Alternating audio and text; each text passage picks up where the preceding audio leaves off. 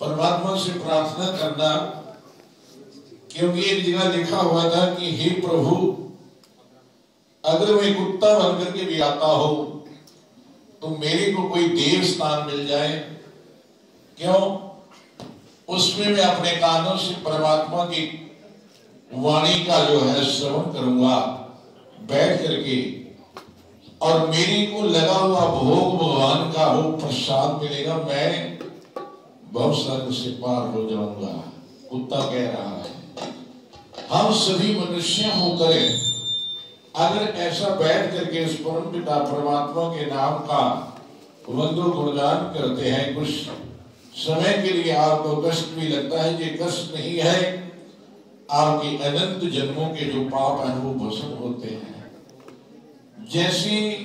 बुखार होने पर क्या होता है कि इंसान की भूख चली जाती है, ऐसे ही जब किसी का कुछ ऐसा पाप होता है तो उसका मन परमात्मा में नहीं लगता है।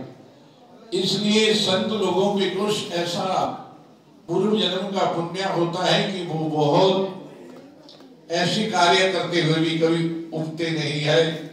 उनका मन इसी में लगा होता है। इसलिए हमने और आपने एक दूसरे के सहयोग से, एक दूसरे की प्रेरणा से ऐसी आयोजन, ऐसी कार्य करते हुए आपने और भी अपने बच्चों को भी प्रेरणा देनी है,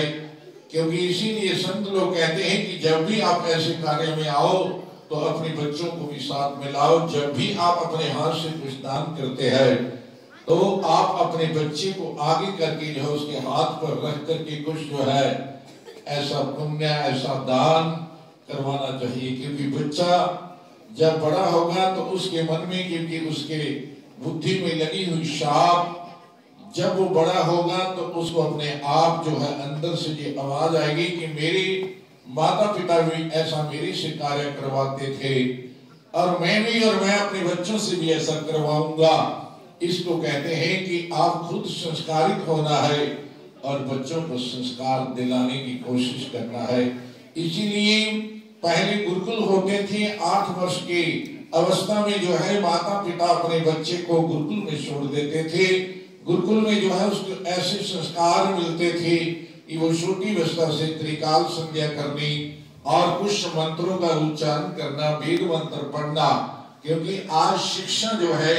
वो बदली हुई है। इसीलिए आज माता पिता बहुत दुखी दिखते हैं। अपने बच्चे को बहुत पढ़ाने के बाद भी ना संस्कार वो मिलने के कारण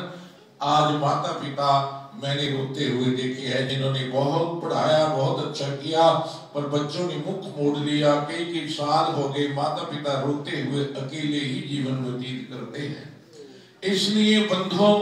ये ऐसे जो कार्य रखे जाते हैं, संत लोग इसीलिए अपने को खुद जो है कष्ट उठाते हुए भी आपके लिए और उस नगरी के लिए, इस देश के लिए कहते हैं कि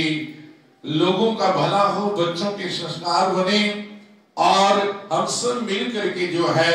आपस में ऐसे कार्य करते हुए अपने धन को भी शुद्ध करना है और अपने मन को भी शुद्ध करना है, और इसीलिए ये सब कुछ रखा